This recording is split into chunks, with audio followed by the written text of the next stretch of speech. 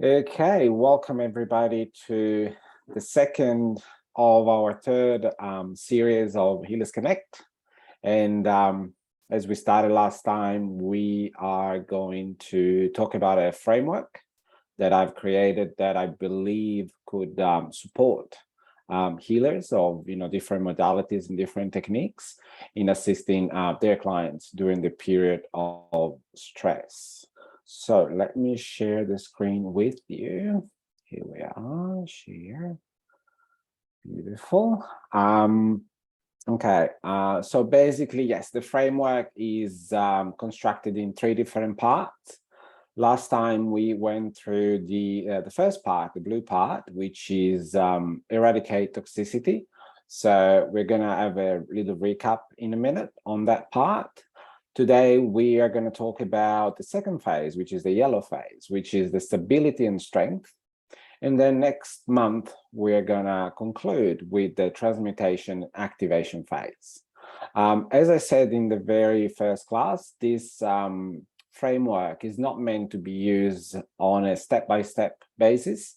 You can take, phases individually if you would like to do so, and apply that to that particular client, to that particular situation, or with your particular healing technique as well. It is quite versatile. As a energetic healer, I'm focusing my practice on crystals and meditation and colors, but doesn't have to be the same for you guys as well. So just a quick recap on the last session. So during the last session, we we gave stress a definition, not necessarily the full definition or the complete definition, but I gave stress a definition that applies very well with this framework. And I took the definition from the study of physics, where I intended the stress as a force acting on an area, on a unit, on a body. And that effect of a stress is named strain. And this stress can deform the body. And when you read body, don't think about just the physical body, think about the energetic bodies as well. From that definition, we moved into definition of tension. We move into definition or attention. So basically where we focus our thoughts, our attention, that's where the blockages might rise.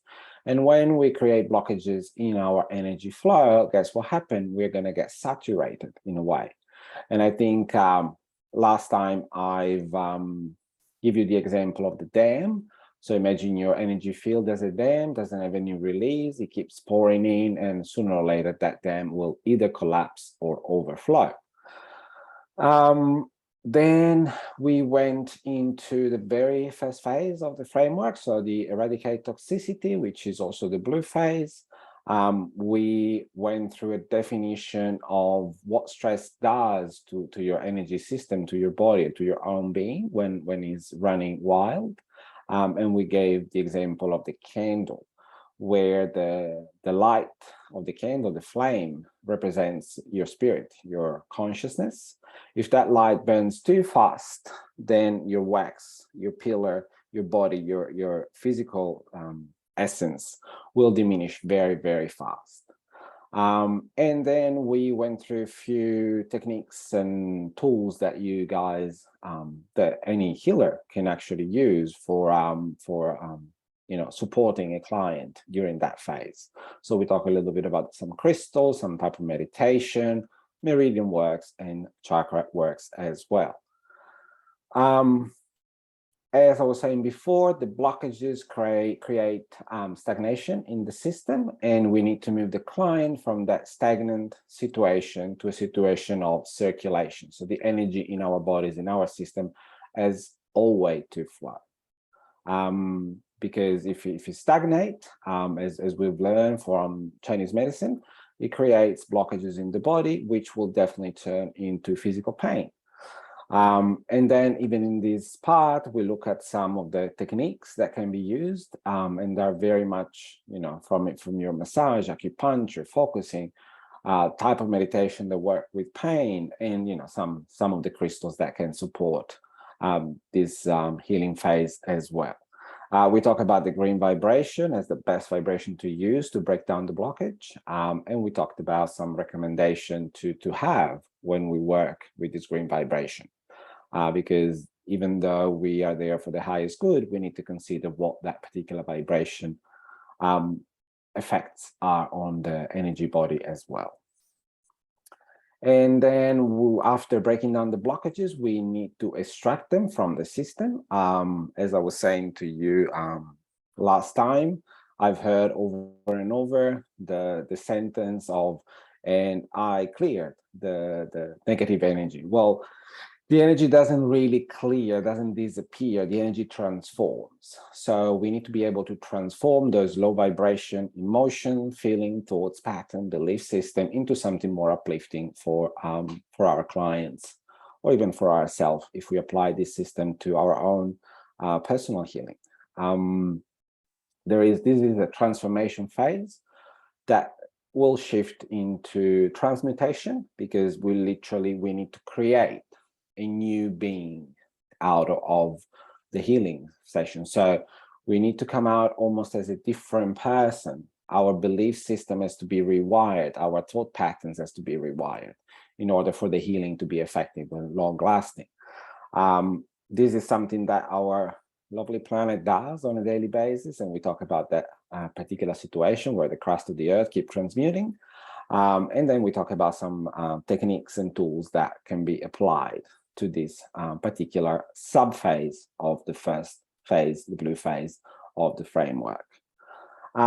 Today, we're going to go into the second phase, which is what I call stability and strength, where we do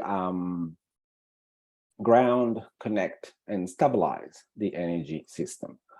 Let me just get some notes out before I forget something important. Okay.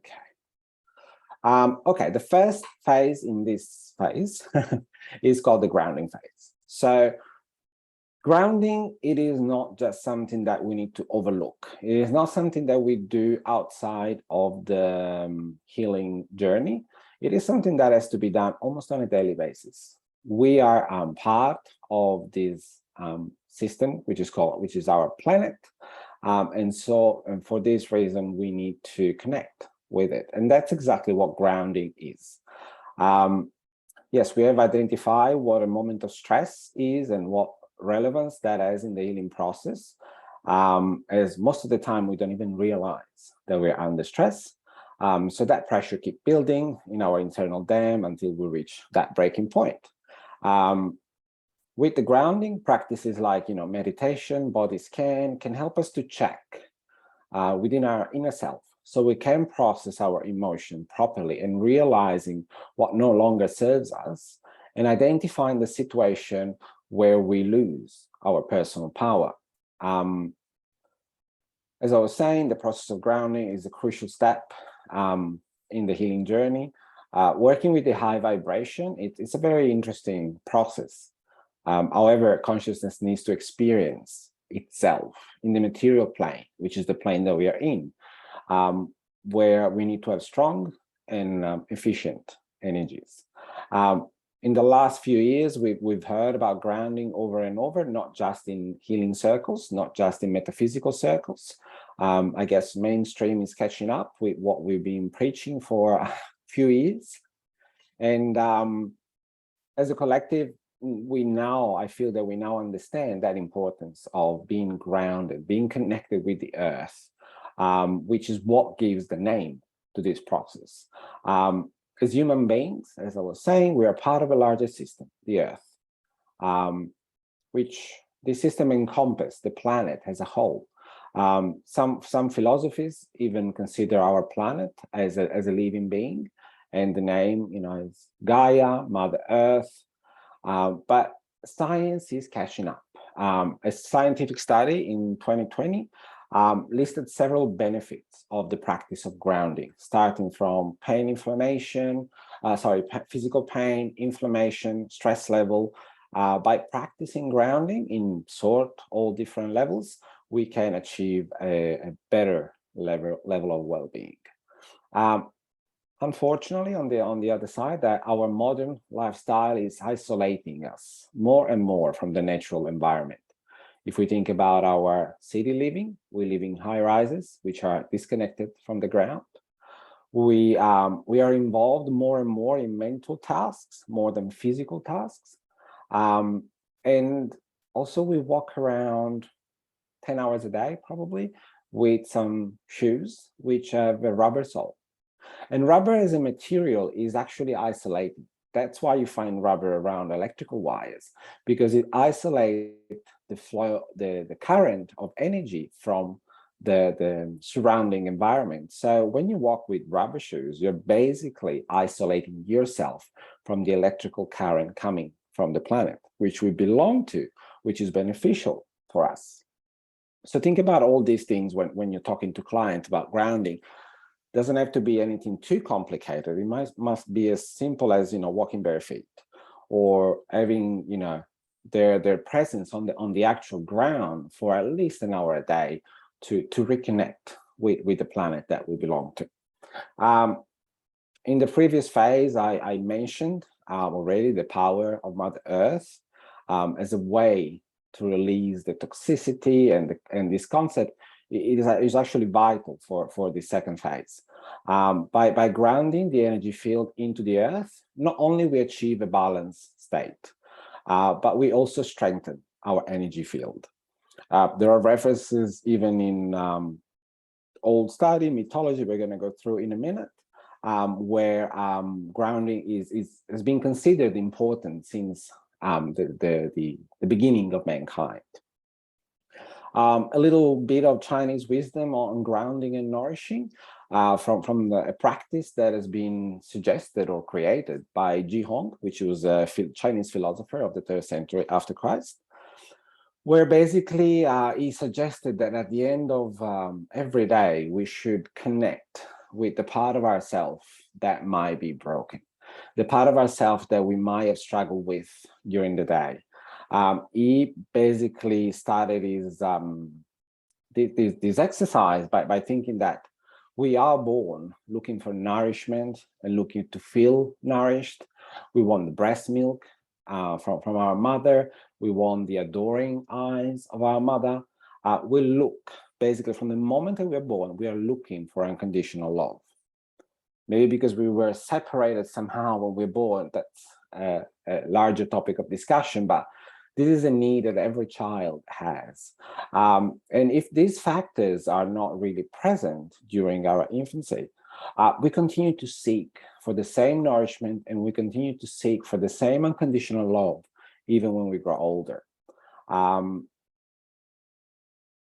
So Ji Hong suggested that at the end of the day, to reconnect with this part of ourselves that feels broken, that feels incomplete, and reconnect in a way that a child that has been loved, that has been nourished, that has been fed with unconditional love through his infancy will do, so that we kind of bring things back together. This practice at the time of Ji Hong was also enhanced by the use of hematite, which we're going to go through in a minute or so. As I was saying before, the reference in the past of grounding, if we look at the 12 labor of Hercules, in one of the labor where he has to fight with Antaeus, well, the only way that he can defeat this enormously strong person was to lift him from the ground, because the ground was what was giving Antaeus the strength. As soon as Hercules understands that, he lifts Antaeus from the ground and he defeats him. I was mentioning before the power of hematite. Hematite is a crystal that facilitates this grounding process. So hematite, the name hematite comes from the Greek word for blood. And why so? Because when we ground hematite in a powder, well, the powder has that red coloration that you see on the screen. If you think about your own body, in the blood, iron is present. So clearly there is a resonance between hematite, which is iron dioxide, so it's a metal, and the blood that flows into the human body. That's why hematite that often is overlooked in crystal shops, and I own one, and I see how people look at hematite. Some people get it, some people just walk past it. Hematite is actually a very, very powerful crystal to work with grounding. Couple of examples that you can use hematite with, for example, is to wear hematite. Wear hematite in the form of a bracelet, your choice, if you like beaded version or the cheap version, and wearing that bracelet around your ankles, because we are grounding the energy. So we are taking the energy out of our head into the body. So if we apply the strength of hematite to our ankles, the lower part of the body, that's where it's going to be more effective. For this kind of practice, I will say there is a little recommendation that we are not a lithium battery, so we can't store energy limitless. You have to use your energy according to the Chinese medicine. Energy is stored around the kidney area of the body, so your lower abdomen. If that energy is not used properly during the day, it will just accumulate. And when you accumulate too much, guess what? You're going to experience physical pain. So if you're practicing working with hematite or suggesting to use hematite to your clients, be aware that the energy has to be used as well during the day and not just accumulate like a battery. Still a little bit more on grounding, and here you see some techniques that you can suggest or use for your clients, and then we're going to go through those techniques in a minute. But before doing that, I want to go through a little bit of notion in terms of well, what is grounding? I want to emphasize how much grounding is important, because as energy healer or practitioners of some sort, or let's call spiritual people love to deal with energy on the higher planes. Love to be in, as I say, up with the fairies, love to be on an energetic state that is very high vibrational, which is fantastic. However, this high vibration needs to be embodied, needs to be brought down into the material plane for our consciousness to have the proper experience. So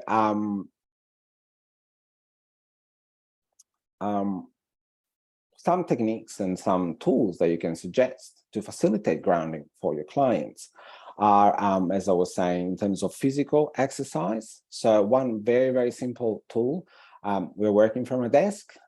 Just keep under the desk a spiky ball, which is something that looks like this. A little spiky ball, or if you don't have a spiky ball, a tennis ball, and roll that ball under your feet while you're working. You're stimulating all the energy center of the feet in order for the energy to flow down to that point. Same kind of line of exercise are your squats. So if you know a little bit about what you do at the gym, you do the squat. So you bend your knees and you bring your pelvis near the ground without arching the lower back too much. And when you do this exercise, 10 minutes in the morning, focus the attention on your legs, focus attention on your feet, so that you bring your awareness literally to the lower part of the body, which will facilitate the grounding. You feel particularly stressed in a moment during the day, get up of your chair and do that particular exercise. And the last but not least is what is called earthing. This is a fancy name for walking bare feet, either on the grass, on the beach, the terrain of your choice. But once again, we're going to facilitate that current connection between ourselves and the planets that we belong to.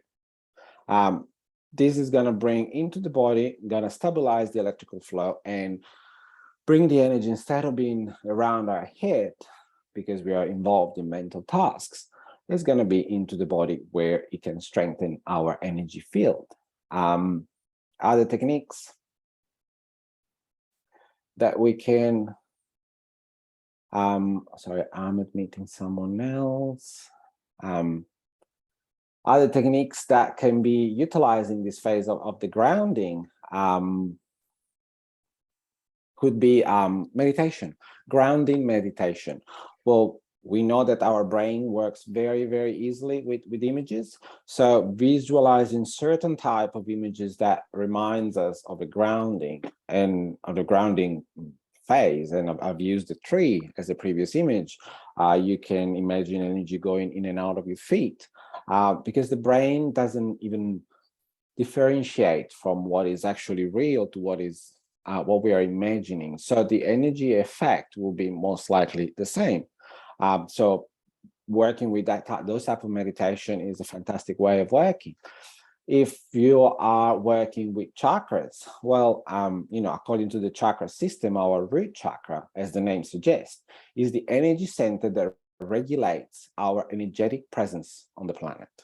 The sign of a deficient energy chakra are feeling fearful, restless, spacey. The body physically manifests a deficient root chakra by being underweight, for example. And when we're not grounded, actually, our mental energy cannot focus. There is too much energy around it to the point that we can't have a precise focus on it. So that can result in, for example, a lack of discipline when it comes to your daily duties. And I've heard over and over, I can't finish a task, I can't do this, I can't focus on that.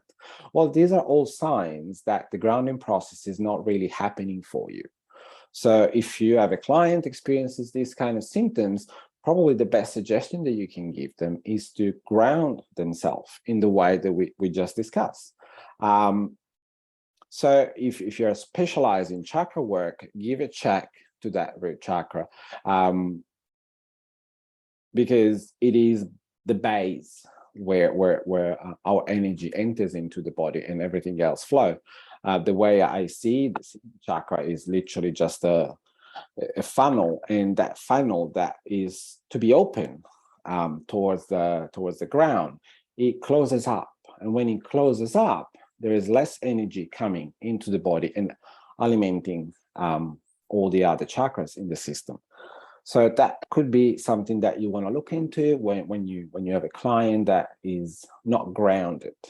Remember, we calmed the spirit, we broke down the blockages, we are eradicating the toxicity. Now it's a matter of grounding everything down into the physical plane, into the material plane. After that phase, we might also want to look into the stability and the strength, and the strength part of it. So the connection, the harmonizing phase, and that radiation phase. This is what I call the goal setting of an energy healing, of a healing journey. Because it's fine to understand why we are wired the way we are wired, what happened to us in the past life. It's an endless discovery. But where do we want to go? Which is the outcome that we are willing to take, which we're ready to take. Over and over, I've heard people that, oh, I want a relationship, I want a new job, I want more money. Well, universe doesn't speak English, it speaks vibration. So when you feel that you're not receiving either what you want, you deserve, or your dreams are, well, basically, you're not vibrating at the same frequency. Every emotion, every thought, every belief pattern, everything in the universe has a vibrational output. If you, as an entire, or your client, as an entire being, doesn't have that particular output, well, the universe cannot deliver back. There's no mirroring, there's no resonance. So connecting with higher vibrational state is probably the best way to go that you can suggest to your client. How that happen? I've done this in different times. The goal setting phase, there are hundreds of books out there, so pick the one that you resonate the most. But bear this in mind with your client. So once you've eradicated toxicity, ground the client, okay, now where do we want to go? And all of this doesn't have to happen in one session. You might spend a few sessions in breaking down the blockages. You might spend a few sessions in the grounding process. When the client is grounded, feels safe in his physical body, then we might start to want to set some goals for them. The goal setting phase, as I said, I've done it in many, many different ways. A way that I found quite useful is to focus on the emotion that you want to experience with the goal, with what you want to achieve. What does it mean? Give you an example. I want to have a new job. Okay, how would you feel if this job is happening right now?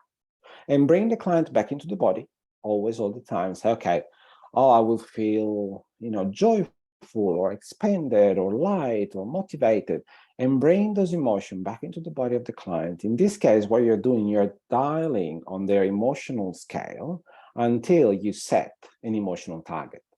That emotional target gets broadcast in the universe, and the universe cannot deliver something different. It will deliver the same thing. Another example is, I want a relationship. Okay, that's a great. How would you feel with the relationship? And then you'll discuss that, or you work around that with your client. And then 3 weeks later, no relationship happening, but the client got a new job. The client got a new job, and from the new job, it might meet the person that you want to be with. Because the universe will not deliver the packages sometimes we visualize. It will deliver the emotional or the vibrational output of that particular feeling and sensation. So never get stuck too much on the images. And that is the concept of resonance.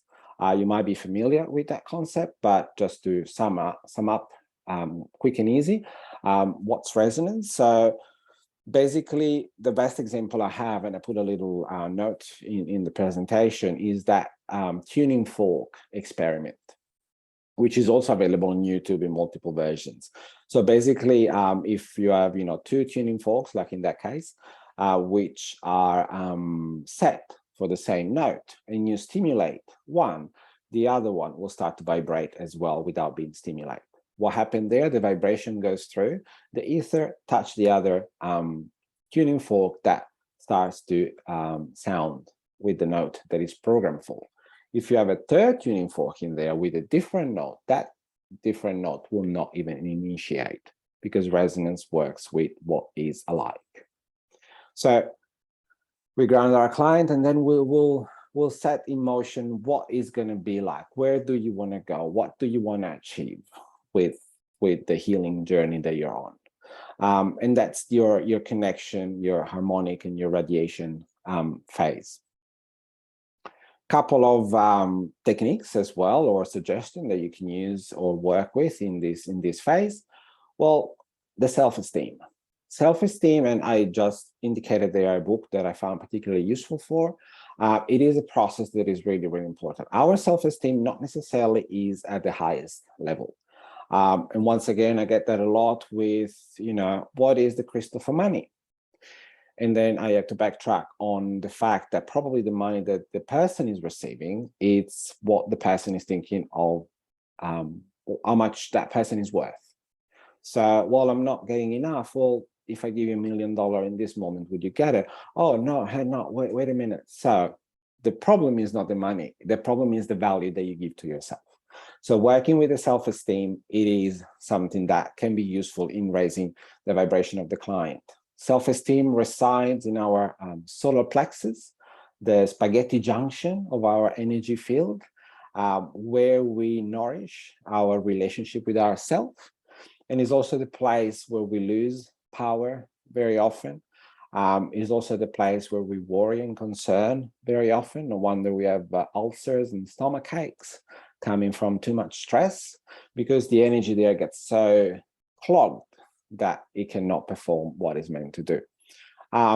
If you love working with crystal, well, the quartz family, it is probably the optimal crystal in my experience and opinion to use in this phase. As quartz was intended, well, clear quartz is probably the most famous one, but let's not forget that amethyst, citrine are all part of the quartz family. And it's not random that citrine in popular crystal culture, it is the crystal for money, because it works on that level of self-esteem. It's actually very interesting when you explain to people how citrine comes about. Just gonna have a little digression here. In the market, you see a lot of what is called a commercial citrine. So what happens is they place amethyst in the oven, 3,500 degrees for a certain amount of time, and then it comes out all yellow and orangey, and then it's sold as citrine, which is a practice that is completely allowed in mineralogy and gemology, if it's declared. So if you see, citrine in the shop, they should declare if it's natural or heated amethyst. Citrine comes about with the same process, but that process happened in the ground. So the amethyst is left in the ground long enough to get cooked by the radiation coming from the earth. So guess what? There is a little patience that needs to be applied in that kind of circumstances, a little bit of preparation, a little bit of time, which is what is working in the same way with our self-esteem. So when we prepare ourselves and we give ourselves enough time, then we feel ready. We feel at that level of vibration that we're ready to engage with that particular task. The same thing happened in the crystal world.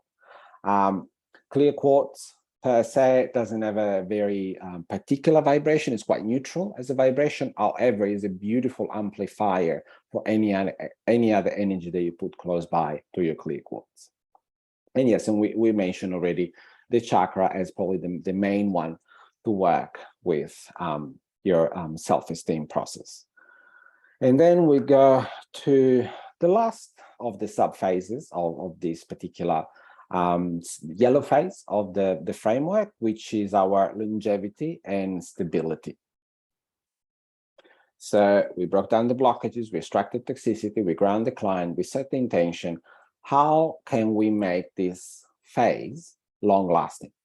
Because it's fine to go to a healer of any kind and get your session, but I guess as a client, they wish for that effect to last at least for more than 24 to 48 hours. Otherwise, things will go back the way they're used to. And not because that's the best way, but simply because our brain, our energy, our spirit, it goes for what it feels safe. Doesn't matter if it's the best outcome for us, it feels safe. The brain can take the body from morning to night without dying. That's the goal. Now, is that living your best life? Maybe not. So in order to make these effects that we can achieve through healing long lasting, we need to work on a few different things. And I'm mentioning them in the presentation that you see. Where is it? Here. Basically, we need to reach what is our energetic core.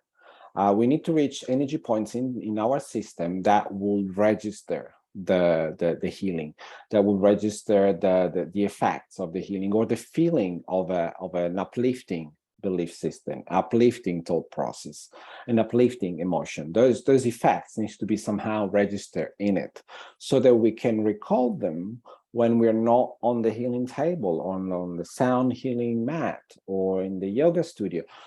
Anything that we experience during those moments has to be registered into the body, so outside of it, we can kind of call it back.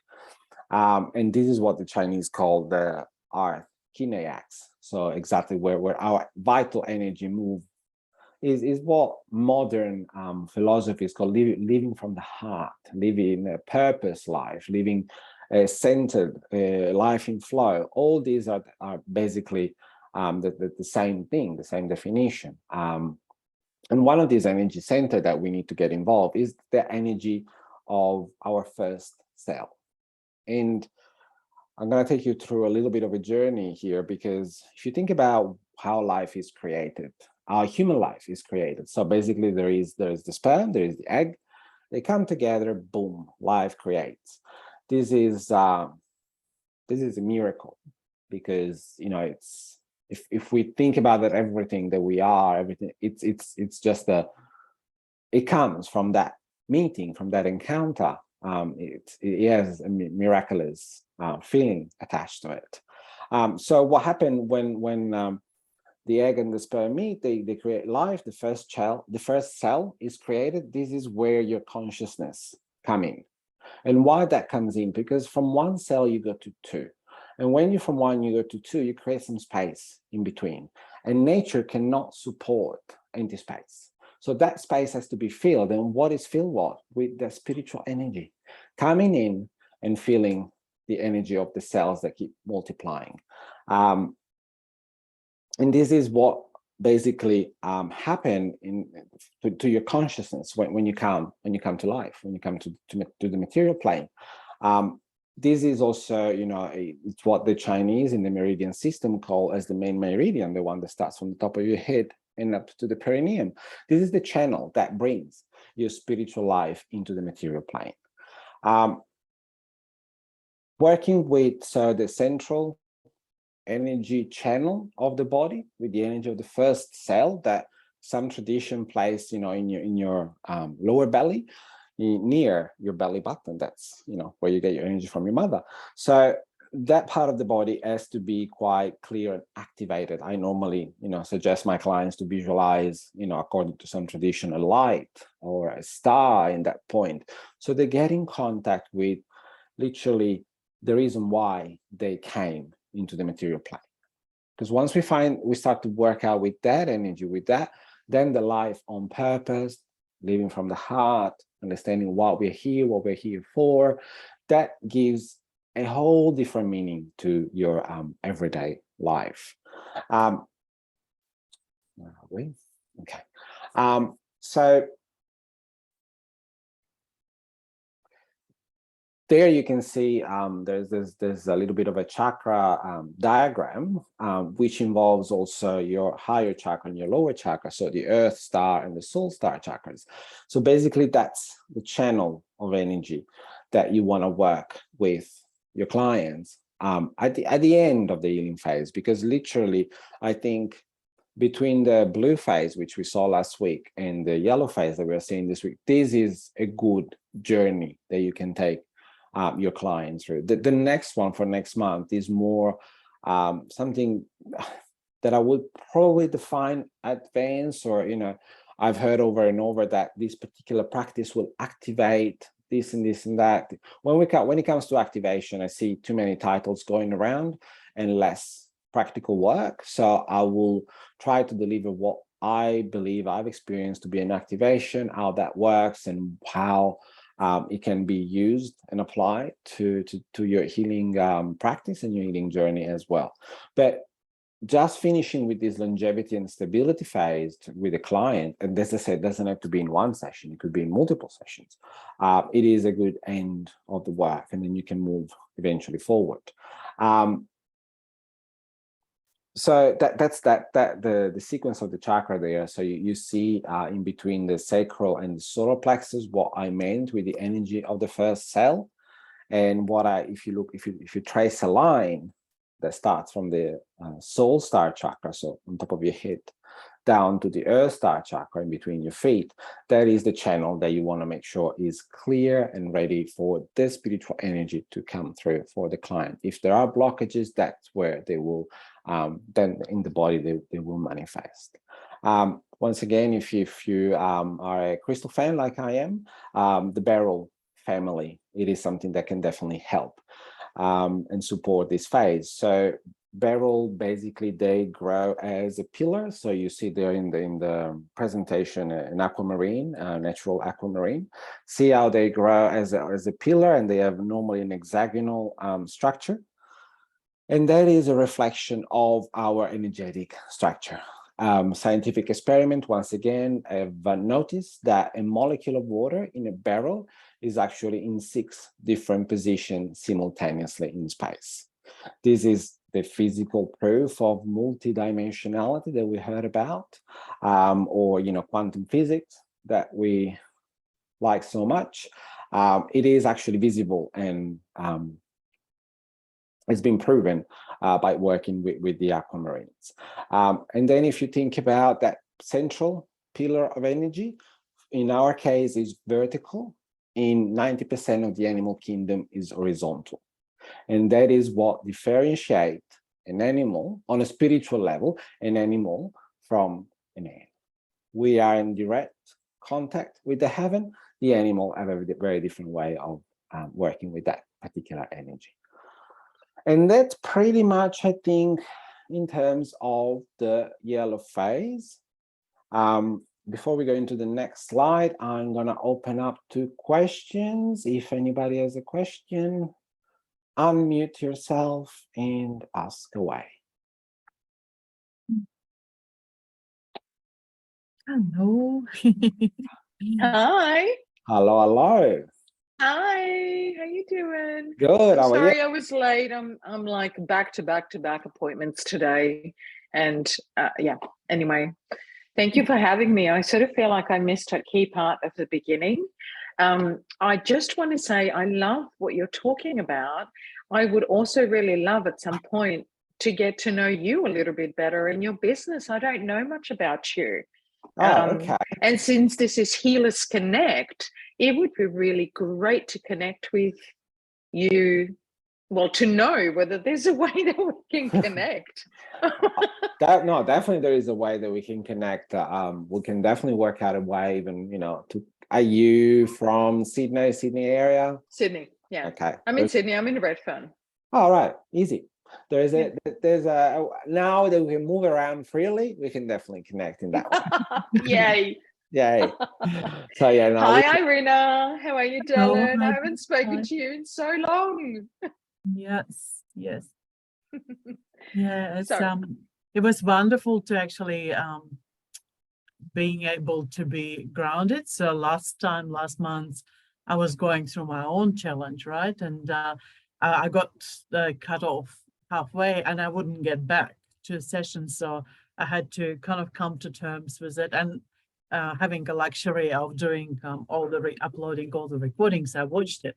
But having the summary, that's what you've missed today, the kind of this summarizing the session, the previous session, it just like kind of ticked all my boxes, and just I had lots of pins and needles in the shoulder, kind of the upper back region, to as a reminder to really allow ourselves what energy, like what we have energy for. It's not, energy never lies. So if I got disconnected, there must be a purpose for that. So my cup was full at that point, and You're dropping out for me. I'm not sure. Yeah, no, same. With the grounding, Luca. Yeah, you're dropping out a little bit. Yeah. No, it's me. Yeah, the grounding piece, beginning piece was just a great comfort. And I do love my grounding practice, but the way you've combined it on the slide, arrange it on one slide, it was amazing. So maybe you can go back to the grounding so they can see it. And yes, I can definitely go back to that. So I think you missed a bit of a recap on last month. Yeah, I was here for the last one. I just had to leave earlier because I had a client. So yes, we recap on the last month to start with, and then we moved into this month phase, which is a yellow phase, stability and strength. And I talked a little bit about the grounding, how important the grounding is. And it's not just something that we can overlook, either on a personal level, but also from a practitioner point of view. As I was saying, it's great to be up with the fairies, but our I know I've been there and I love it there. But can I just share something with you just really quickly? Yeah. I've just started, and perhaps it's something that we can talk about separately outside of this recording, but I've just started a new podcast. And yesterday I was, and the podcast is about understanding holistic living. So the mind and the body and the emotional body and the spirit, or the quantum body, right? That's the language that I use, right? And so yesterday I was exactly that. I was talking about how historically speaking, the active spirit or spirituality has been about like out there, up there somewhere, and how there's been a shift in embodying spirituality or spirit or your quantum self, in that now, you know, it's like an inner job, an inside job. It's always an inside job. You know, there is no out there. Yeah. Yes, because if we wanted to stay in the world of spirit, we would not have chosen this material plane. Exactly right. So if by making that choice, clearly the intention, I guess, is to bring that spiritual energy into this experience and see how that unfolds. And that is what its grounding is about. You know, I've seen it over and over, you know, that spacey look into people's eye, and I can feel they're not really there. There's a part of them that is not there. They're there at 90%, 80%, but there's that 20% that is somewhere else. And yeah, in counseling, you know, it's that act of disassociating. And I didn't realize up until sort of more recently, the last couple of years, just how disassociated I actually was from this earthly plane, even though I was embodied. Yeah, I get it. It is painful in a way, and I put painful in between brackets, because the physical plane, the material plane, is dense. You know, with our thoughts, we can cross an ocean in a second. We can't do that with our physical body. We need to go through the matters. Air is thick. That's the best way I can describe it. So clearly, there is a part of us that is experiencing a certain level of pain and trying to escape all that. Yeah. But it's living halfway. It's not there, not here. So let's make a choice. We choose this physical, we choose the material plane for some reason, which is maybe just to help Mother Earth to evolve. You know, as I was saying, probably during the conference or in other circumstances, imagine yourself like an acupuncture needle on the earth. By working with that. Oh, nice visual. Okay. It was a really, really powerful visual, Luca. I remember with that central channel of energy that we just described at the end of this session, basically you're bringing spiritual energy into the material plane. You're allowing Mother Earth to evolve, she has placed you here for that reason. She's moving you around the surface for that reason. She always knows where we are, what we're doing, etc. So she's doing her own healing in that way. So if you don't want to do that, well, why are you here for? Yeah. That's my view on the grounding process. So yes, we talk about that. We talk about a little practice from Chinese philosophy on grounding, and I found this is a beautiful, beautiful practice to do at the end of every day. Reconcile all the broken part of yourself. We talked about mythology and grounding, how, you know, this process is now so mainstream, was already, you know, a wise thing to do back then when Hercules, you know, was going through his 12 labors. He went through one of the labor by lifting the Antaeus from the ground. He lost his strength and he could crush him. And then hematite, you know, a very humble crystal, a very inexpensive crystal, but very much overlooked. And people are like, no, I don't like that. No, you need that. You need that. That's the slide I mentioned before. I was referring to, like, it's, you know, I think, you know, I'm addicted to grounding and all the techniques, but seeing this particular slide, it just resonated so much for me today. It's unbelievable. And again, you know, it's simplicity and that you know, getting back and seeing the sculpture that I've seen again and again, you know, by traveling in Greece, and and just see it like that as a grounding. Powerful. Yeah. And then I think, yes, you came on board around this slide, probably when we're talking about, you know, some techniques that we can suggest and utilize in our healing practice for grounding. Yeah, I love earthing. Earthing is really powerful for me. Yeah. I was reading somewhere that there are some tools around there that actually connect your bed with the earth physically through cabling and wiring.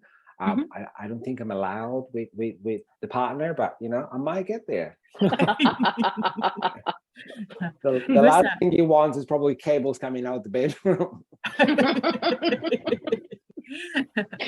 You wouldn't want to get up in the middle of the night to go to the bathroom, would you? No, because you're gonna have to, yeah, I know. I've done the door phase already more than once, so no, yeah. I'm not gonna do that.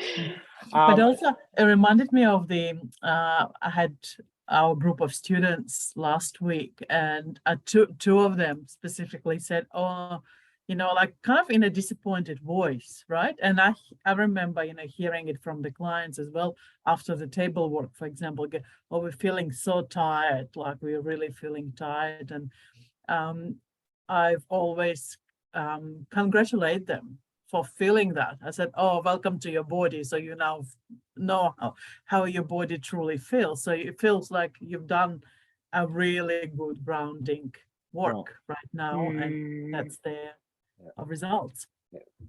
And yeah, with the hematite, as I was saying, I found that the bracelet around the ankles are a great way of grounding yourself and getting some energy back. But we need to remember to use that energy, because I wore those bracelets for about 2 weeks straight without increasing physical activities or anything like that. I end up with a sore back. And then when I realized that, I said, "Oh, where's that from?" I thought it was, I took the bracelet off, it literally went away in 10 minutes. Which is that energy accumulates around your kidney. Right. Yeah. But when I have people say, "Oh, but do you believe in crystals?" I say, I don't need to, because I've seen it over and over again, how they work and what they do. So it is how we're wired, basically. Yeah, and it's not a belief system. A belief system is something completely, that's just nature. Yeah, it's just opening the mind to the possibility that maybe something that you don't see or understand at first, but it's still a work and a play. For sure. This is really great. I really loved what you were talking about next. What's the next slide? Sorry, I was just putting my washing out as I was listening to you, because I've got another meeting coming up at 2:00. Yeah. So I'm trying to get stuff done in between. I'm gonna get you free by 2:00. It's 2 minutes to. This slide you mentioned, you were referring to? No, when you were talking about, was it calcite that you were talking about? The beryl, the aquamarine? No, you were talking about how citrine. The citrine, that's right. Yeah. Yes. You were talking about citrine, how that's created. I did not know that. And I've got a ton of citrine around my house. I know. If it has that yellowy, orangey coloration, is most likely heated amethyst, which from some testing, it still has a little bit of energy. I wouldn't take everything out of it, but has lost the original powers of citrine. And if when you buy it, when you handle it, it's dry and it breaks as well. The water has been taken out of the crystal with the haven, and energy runs through water. If we take out the water through, that the energy will run a bit different. So everybody does their own thing. I'm not saying people what to do. From a crystal dealer, I recommend natural citrine, which is more expensive, but simply because it's more rare and it takes longer for the amethyst to turn into citrine into the earth. And then you have your ametrine, which is in between. So it's a piece of amethyst which has some yellow orangey thing coming up already. So that's in the between of the two, which has almost both of the energy. Yeah. Interesting. And I guess, I mean, there was always going to be the not quite organic aspect of anything once it becomes popular and more easily accessible to the collective. Yes, but also and that kind of will bring up another topic of the ethically sourced crystal. The last couple of years I've seen that around and around, and I've literally seen people advertising their crystal as ethically sourced, and I've seen them buying at the same place where I buy them. So there's something not right there. Unfortunately, there's nothing as such. Unless you go and pick the crystals yourself, you can't have the same regulation all around the world. Workforce, labor, contracts in Brazil are different from Australia, which are different from South Africa, which are different from. The best way would be to align yourself with suppliers or miners that you believe reputable, that you believe are doing the right thing. But if someone is advertising their crystal as ethically sourced and they charge you more for that, I would be very careful on that. Because there's no good point. Regulation. Now, if I can steal you guys for 2 more minutes, we gotta talk about a little thing here. Why I choose the Olympics as the logo for this series of seminars. Basically, this is this differentiation, 3 parts is present in a lot of different traditions for a lot of different things. My inspiration came from the work with colors, and especially the Aura Soma system, where we associate blue with the primary color, so where the color where every other color comes from, in a way, energetically speaking, not pigmentation, of course. And that energy is a representation of trust. So if we think about the first phase that we did last month, was about calming the spirit, starting to take the toxicity out of the energy system so that we can enter a phase of trust. That what's happening to us, it's happening for a reason, that the healer that we connect to is there for a reason. So we start to trust the process. And that's why I had the blue phase. The second phase, so the one that we talk about today, it is a yellow. And yellow is very much related to joy. And I would differentiate joy from happiness. Happiness, I find, is a very it's almost a superficial level of joy. Joy is much deeper than happiness. Joy is a state where you are happy to embrace life as it comes. And this is exactly the phase that we dealt with today. We work out the blockages, we're starting to remove them, and now we're opening ourselves up to life. We're opening ourselves up with joy. So yes, bring it on. I have the tools, I have the techniques, I've made the choice to be able to do this. So I'm happy with whatever comes my way. And that's why joy is as I intended in the healing process, if that makes any sense. And if you have anything to share, about joy, I'm more than happy to listen to that. Anybody? Yeah, we're not going to be here for 2 minutes if I start on joy. We're going to be partying for the next 30 minutes, and I'm going to have music on, and we're going to go for it. Well, that's what joy does. That's what joy does. Exactly. That's the effect of joy. And Irina, attending one of your workshops, Dee, was very joyful. It was very joyful experience. Thank you, sweetheart. Thank you. And the last phase, which is the red phase, is the embodiment. We allow the things to come, we start to trust, we start to feel them in our body, we're happy with what happens, and then we embody that healing. We embody our new self, we embody our new version. So literally we come out of a healing journey, long or short, as a different being, as a different person. Maybe as our original version of ourselves that has gone through a little bit of a rough patch, but we embody that healing. So that's why the 3 colors were there, just in case you were wondering. And also I think our partner, Soul Advisor, was asking for a little bit of a note on joy, and we gave the note joy here. All right, if there are any more questions or sharing, please do so. It's 2:05. I know Dia has a bit of an appointment at 2, so she's already late. I've messaged. I was just so it's fine. Wanting to ask your consent. Can we use that little bit of the joy at the end towards our joy event with Soul Advisor next week? Are you okay to be on the recording? Are you asking me? Yeah. Oh yeah, for sure. Of course. Absolutely. Sorry, I didn't. Sorry. Yeah. I exited this conversation for a minute mentally. Ground yourself. Okay. I actually have a hematite in my hand, for God's sake. What's going on? No, you feel so much grounded now. Yeah. Yeah, it's good. Of course, absolutely. Whatever you need, go for it. Yeah. Beautiful, beautiful. Thank you. Yeah. All right. If there's nothing else, I might love and leave you here, and definitely see you next month. For sure. Excellent. All right. Thank you so much. Lovely to see you both. Likewise. Bye bye, everybody. Bye, my loves. Have a good Bye. afternoon. Bye bye. You Bye. too. Bye. Bye. Bye.